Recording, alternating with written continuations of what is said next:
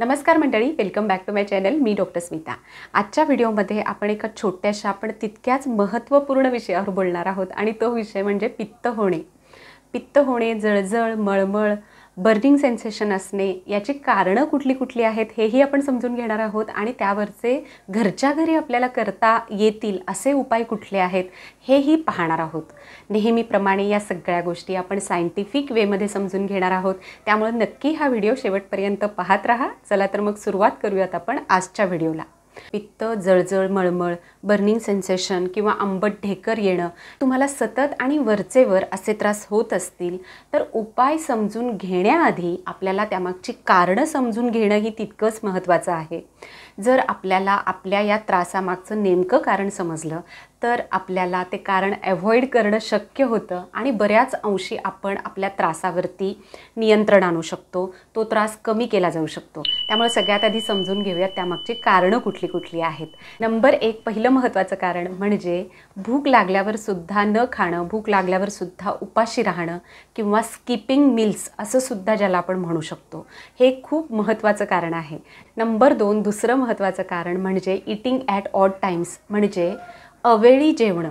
Number 3 तिसरं महत्त्वाचं कारण म्हणजे ओव्हर इटिंग, गरजेपेक्षा भुकेपेक्षा जास्त जेवणं, अगदी भरपेट तुडुंब पोटाला तडस लागेपर्यंत जेवणं हे सुद्धा पित्त होण्याचं एक महत्त्वाचं कारण आहे. नंबर 4 चौथं महत्त्वाचं कारण म्हणजे आहारामध्ये खूप जास्त तेलकट, खूप जास्त तिखट, खूप जास्त खारट, आंबट पदार्थ जर तुम्ही घेत असाल किंवा खूप जास्त मसालेदार तेलकट पदार्थ जर तुमच्या आहारामध्ये असतील तर, किंवा खूप जास्त प्रमाणात चहा, कॉफी, कोल्ड्रिंक्स यासारख्या पदार्थांचा जर आहारात तुमचा समावेश असेल तरीसुद्धा तुम्हाला पित्ताचा त्रास हा जाणवू शकतो. नंबर 5 पाचवं महत्त्वाचं कारण म्हणजे बॅड लाईफस्टाईल. वेळी अवेळी खाणं, वेळी अवेळी झोपणं, रात्रीची जागरणं, खूप उशिरा झोपणं, पुरेशी झोप न घेणं, एकाच जागी बसून राहणं ही कारणं तर आहेतच. याशिवाय ज्या लोकांना स्मोकिंग किंवा अल्कोहोल घेणं यासारख्या सवयी आहेत त्यांनासुद्धा पित्ताचे त्रास हे वरचेवर जाणवू शकतात.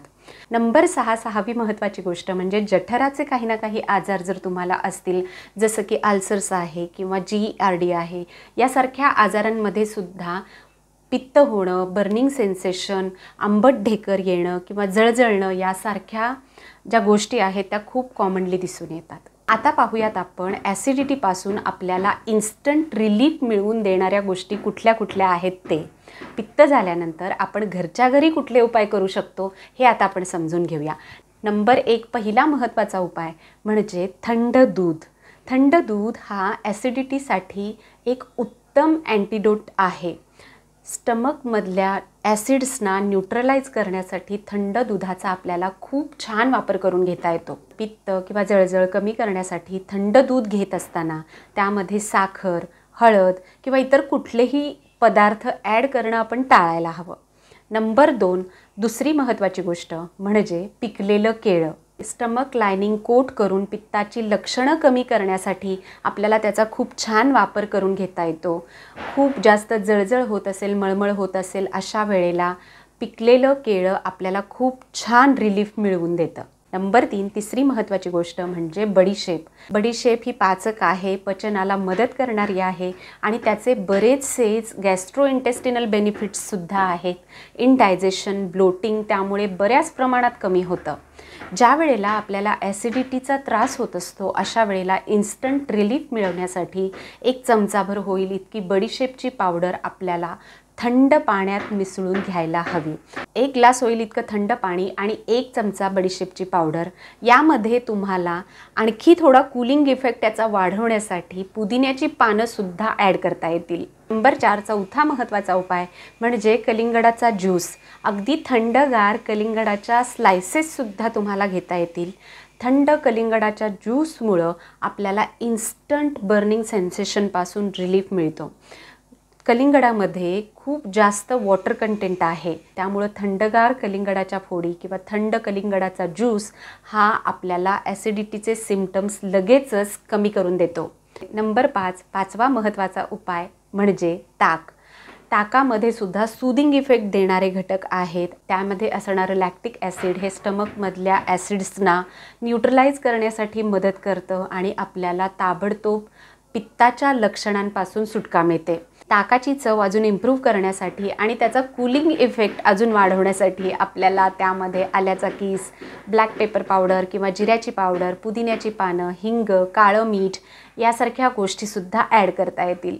नंबर 6, सहावा महत्त्वाचा उपाय म्हणजे सोडियम बायकार्बोनेट किंवा ज्याला आपण बेकिंग सोडा म्हणतो किंवा अगदी आपल्या नेहमीच्या भाषेत खाण्याचा सोडा म्हणतो. याचा pH अल्कलाईन असतो आणि त्यामुळं स्टमकमध्ये असणारे एक्सेसिव्ह ॲसिड्स जे आहेत त्यांना न्यूट्रलाइज करण्यासाठी आपल्याला त्याची खूप छान मदत मिळते. आपल्याला त्यातून खूप छान टेम्पररी रिलीफ मिळतो. पण ज्या लोकांना वरचेवर पित्ताचा त्रास होत असेल किंवा ज्यांना जुनाट पित्ताचे त्रास आहेत अशा लोकांनी मात्र याचा वापर अगदी जपून करायला हवा. It is not for long term use. ज्या लोकांना वरचेवर पित्त, जळजळ, मळमळ किंवा ॲसिडिटी यासारखे त्रास होत असतील अशा लोकांनी इन्स्टंट रिलीफ मिळावा म्हणून खाण्याचा सोडा घेणं टाळायला हवं. अशा लोकांनी या पित्तामागची कारणं, या जुनाट ॲसिडिटी मागची कारणं कुठली आहेत ते शोधून मग त्यावरती उपाय करणं त्यांना जास्त बेनिफिशियल ठरू शकतं. नंबर 7, सातवा महत्त्वाचा उपाय आणि तो म्हणजे डाव्या कुशीवर झोपणे. आता यामागचं कारण काय आहे? डाव्या कुशीवर झोपल्यामुळं आपल्याला कसं काय ॲसिडिटीपासून रिलीफ मिळू शकतो?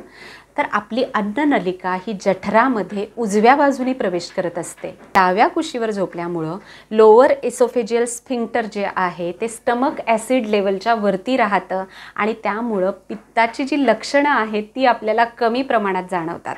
आणि नंबर 8, आठवा महत्त्वाचा उपाय म्हणजे भरपूर पाणी घेणे. पाण्याचा इंटेक जरी तुम्ही व्यवस्थित ठेवलात तरीसुद्धा पित्ताचे अनेक त्रास, ॲसिडिटीचे अनेक त्रास, त्याची लक्षणं कमी झालेली तुम्हाला जाणवतील. So that's all for today. I hope हा व्हिडिओ तुम्हाला हेल्पफुल ठरला असेल. यासारखेच वेगवेगळ्या विषयांवरचे व्हिडिओज घेऊन मी दर आठवड्याला येत असते. ही सगळी माहिती सायंटिफिक वेमध्ये मी तुमच्यासमोर ठेवत असते. त्यामुळे जर तुम्हाला अशा वेगवेगळ्या विषयांमध्ये इंटरेस्ट असेल तर नक्की चॅनलला सबस्क्राईब करा. चॅनल सबस्क्राईब केलं असेल तर खाली दिलेल्या बेल आयकॉनला प्रेस करा, जेणेकरून मी व्हिडिओ अपलोड केल्यानंतर तुम्हाला त्याचं नोटिफिकेशन मिळेल आणि तुमचा कुठलाही व्हिडिओ मिस होणार नाही. व्हिडिओ आवडला असेल तर नक्की लाईक करा, शेअर करा आणि चॅनलला सबस्क्राईब करा. So thank you very much. पुन्हा भेटूया पुढच्या व्हिडिओमध्ये.